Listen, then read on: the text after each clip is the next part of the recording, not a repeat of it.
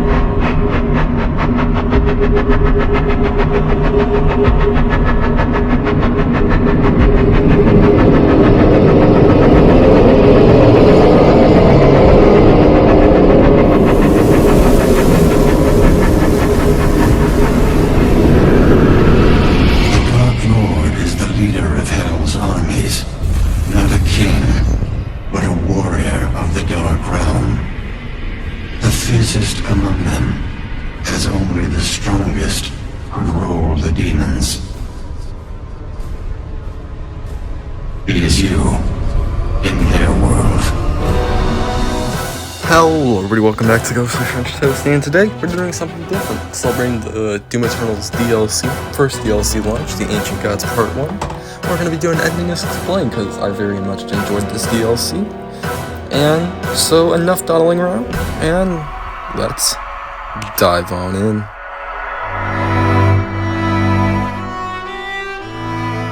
Well, we see that basically Urdak is in chaos after the Doomslayer basically revived the Icon of Sin.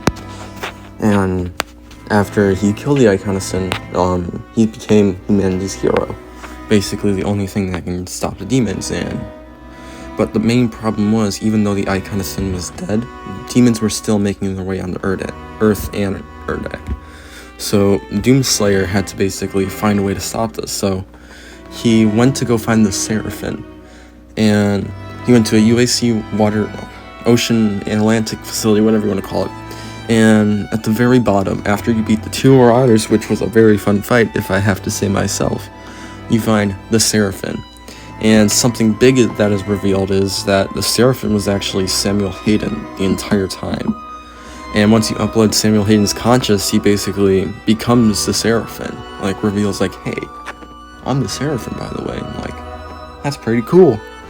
So all that goes down, all that fun stuff. And they have to make their way to the Blood Swamp, because since Urdak's in chaos, the demons are going to take over Urdak, so they have to find a way to stop that. And they make their way to the Blood Swamps, where basically the god, the father, basically resides. And at the top of this very tall mountain. So the Doomslayer has to complete these trials to basically make his way to the top of the mountain and basically grab the Father's spear. Father's life spear. But the thing is, the reason they need the Father's life spear is to resurrect him and to save Samuel Hayden. So, or the Mace, the Seraphim.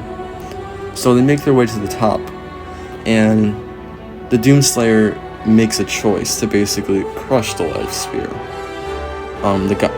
Basically denying God a physical body.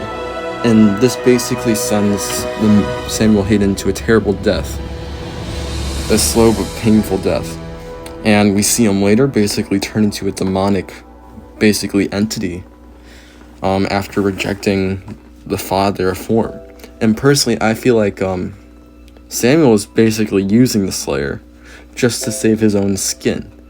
He didn't really care if the Father or if Urdak died or anything. I just feel like he's just trying to save himself from suffering this entire death, because you can see it in the cutscene where he's like, yes, all that kind of spiel.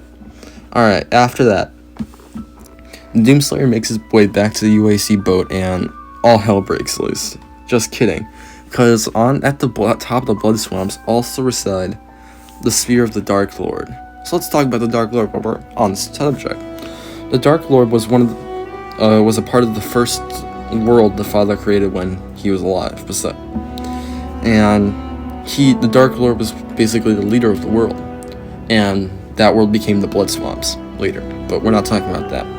So, after the Father basically, casted himself away, basically made Urdak and all that kind of spiel, the Dark Lord felt betrayed, so he went to go attack, but the Father was like, Omae wa mo shinde you on the guy, on the Dark Lord, and basically killed him, all that kind of spiel.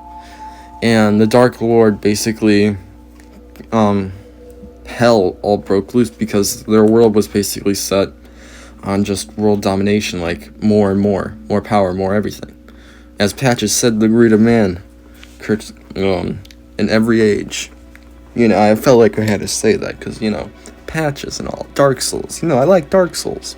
So all that goes down, all that fun spiel.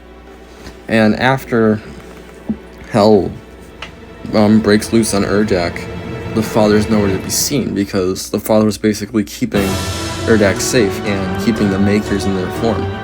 And we see with the Khan Maker what happens when they start to die. And we see with Seraphim, they turn into these demon-like entities. And we see with the Blood Makers, they become demon-like entities, and that's something the Makers don't want. That's why Seraphim's trying to get you to resurrect the Father to save Urdak. But you being the Doomslayer crushes this Light Spear.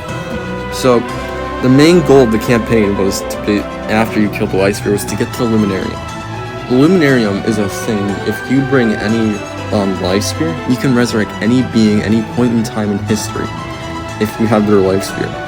So, the Doomslayer was like, hey, what if I brought the Dark Lord's Life Spear there? Because if you kill the Dark Lord there, it stops all his armies from invading any other dimension, basically cuts off. Because the Dark Lord isn't a Dark Lord to say, he isn't the Lord of Hell. He's just one of Hell's most powerful champions, and he leads the demons. He's not the Lord of Hell. So, once he makes his way to Luminarium, right before it, he encounters Samuel, and we see him basically turn into this demon of sort. And after you defeat Samuel, you have the chance of killing him, but the Father, basically, that's in your suit that's left over from Vega, when you upload him in Urdak, basically says you don't have to kill him. And Samuel's like, I'm out of here, and teleports away. So you make your way to the Luminarium, and everything, this is the most confusing part personally. You resurrect the Dark Lord, but the Dark Lord's himself. As I was saying earlier, the Dark Lord is basically you. It's not, the Dark Lord gets revived and it's you, the Doomslayer, but it's not, because he bears the mark of the beast on his back, right? So my personal theory is that anyone who bears the mark of the curse, the mark of the beast, all that kind of spiel, becomes someone that looks like the Doomslayer, but he's not the Doomslayer because we know the Divinity Machine the Dark Lord was the first use of the Divinity Machine. After that, the Doomslayer used the Divinity Machine and basically became super powerful. So the Doomslayer's plan was to kill the Dark Lord. But we know this is not much going to be more challenging since, the Dark Lord is basically him.